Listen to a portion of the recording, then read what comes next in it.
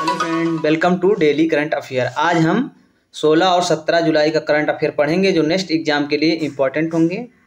पहला क्वेश्चन देखते हैं फ्रेंड्स। किस शहर में शेरपा G20 की तीसरी बैठक आयोजित हुई है? तो ऑप्शन इसमें सी सही है, कर्नाटक के हम्पी में। यूनेस्को की विश्व धरोहर स्थल कर्नाटक के हम्पी शहर में शेरपा G20 की तीसरी बैठक आयोजित हुई है। इसके अध्यक्ष अमिताभ कांत हैं। सांस्कृतिक और विदेश मंत्रालय द्वारा आयोजित शिखर सम्मेलन के 43 देशों का प्रतिनिधित्व करने वाले 200 से अधिक व्यक्तियों की भागीदारी की उम्मीद है।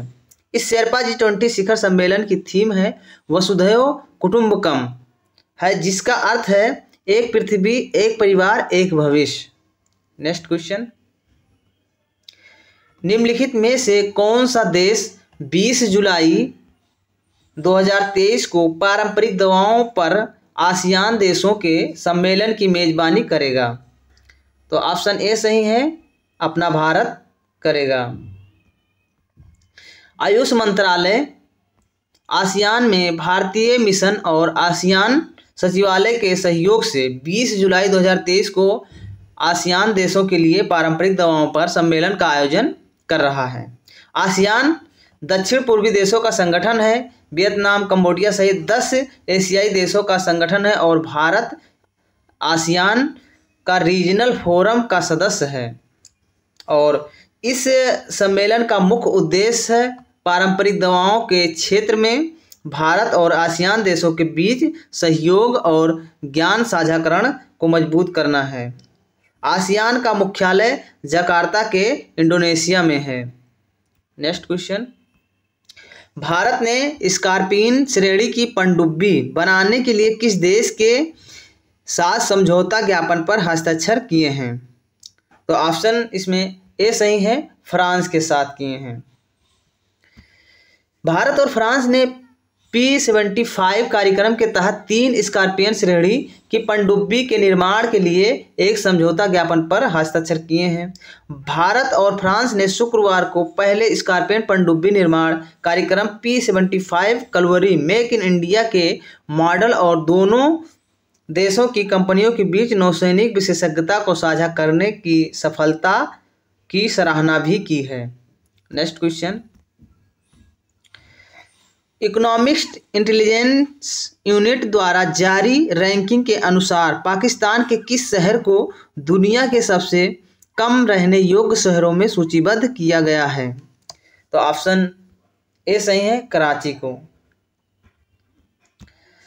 इकोनॉमिस्ट इंटेलिजेंस यूनिट द्वारा जारी रैंकिंग के अनुसार पाकिस्तान के कराची शहर को दुनिया के सबसे कम रहने योग्य शहरों में सूचीबद्ध किया गया है। इकोनॉमिस्ट इंटेलिजेंस यूनिट के ग्लोबल लिवेबिलिटी इंडेक्स 2023 में कराची कुल 173 शहरों में से 169 स्थान पर है। किस राज्य के आथूर पान के पत्तों को जीआई टैग प्रदान किया गया है? तो ऑप्शन इसमें सी सही है, तमिलनाडु के आथूर पान को जीआई टैग प्रदान किया गया है। तमिलनाडु के थूथुकुडी जिले के आथूर पान के पत्तों को तमिलनाडु राज्य कृषि विपणन बोर्ड और नाबार्ड द्वारा भौगोलिक संकेतक प्रमाण पत्र से सम्मानित किया गया है। आथूर पान अपने मसालेदार और तीखे स्वाद के लिए जाना जाता है। इसका उपयोग विशेष रूप से मंदिर उत्सवों, गृह प्रवेशों और शादियों जैसे विशेष अवसरों के दौरान किया जाता है। Next question. किस राज्य सरकार ने बढ़ते मानव हाथी संघर्ष की बढ़ती समस्या के समाधान के लिए गजा कोथा अभियान शुरू किया है? तो ऑप्शन ये सही है, असम की सरकार ने की है। असम सरकार ने बढ़ते मानव हाथी संघर्ष को कम करने के लिए गजा कोथा अभियान शुरू किया है। इस गजा कोथा अभियान में 1200 से अधिक प्रतिभागी शामिल हैं और इसका उद्देश्य मनुष्यों और हाथियों के बीच सह अस्तित्व को बढ़ावा देना है। इस अभियान का मुख्य उद्देश्य निवासियों को हाथियों के व्यवहार, पारिस्थितिकी और क्षेत्र में हाथियों के सांस्कृतिक महत्व के बारे में शिक्षित करना है। असम के मुख्यमंत्री हैं हेमंत बिश्व शर्मा हैं और असम के राज्यपाल हैं गुलाब चंद कटारिया। नेक्स्ट क्वेश्चन, किस राज्य की कुई भाषा को भारतीय संविधान की 8वीं अनुसूची में शामिल करने की सिफारिश की गई है? तो ऑप्शन सी सही है, उड़ीसा की कुई भाषा को 8वीं अनुसूची में शामिल करने की सिफारिश की गई है। नेक्स्ट क्वेश्चन, ओडिशा के मुख्यमंत्री नवीन पटनायक के नेतृत्व में कैबिनेट ने कुई भाषा को भारतीय संविधान की 8वीं अनुसूची में शामिल करने की सिफारिश की गई है। संविधान की 8वीं अनुसूची में कुई भाषा को शामिल किए जाने से इसके संरक्षण, संवर्धन एवं प्रसार में मदद मिलेगी। कुई भाषा को शामिल करने का लाभ लगभग 7 लाख से अधिक कुई भाषी लोगों को मिलेगा। वर्तमान में संविधान में 8वीं अनुसूची में 22 भाषाएं शामिल हैं। नेक्स्ट क्वेश्चन, एशियाई एथलेटिक्स चैंपियनशिप 2023 में किस एथलेटिक्स ने 3000 मीटर स्टीपल चेज प्रतियोगिता में स्वर्ण पदक जीता है? तो ऑप्शन बी सही है, पारुल चौधरी ने जीता है। पारुल चौधरी ने एशियाई एथलेटिक्स चैंपियनशिप 2023 में 3000 मीटर स्टीपल चेंज प्रतियोगिता में स्वर्ण पदक जीता है। पारुल चौधरी ने इससे पहले 2019 में 5000 मीटर दौड़ में कांस्य पदक हासिल किया था, लेकिन 3000 मीटर स्टीपल चेज में 2 बार पदक जीतने से चूक गई थी। शैली सिंह ने महिलाओं की लंबी कूद लॉन्ग जंप में 6.54 मीटर की छलांग लगाकर रजत पदक जीता है। नेक्स्ट क्वेश्चन, थाईलैंड के बैंकॉक में आयोजित एशियाई एथलेटिक्स चैंपियनशिप 2023 में महिलाओं की 100 मीटर बाधा दौड़ में स्वर्ण पदक किसने जीता है? तो ऑप्शन इसमें ए सही है, ज्योति याराजी ने जीता है।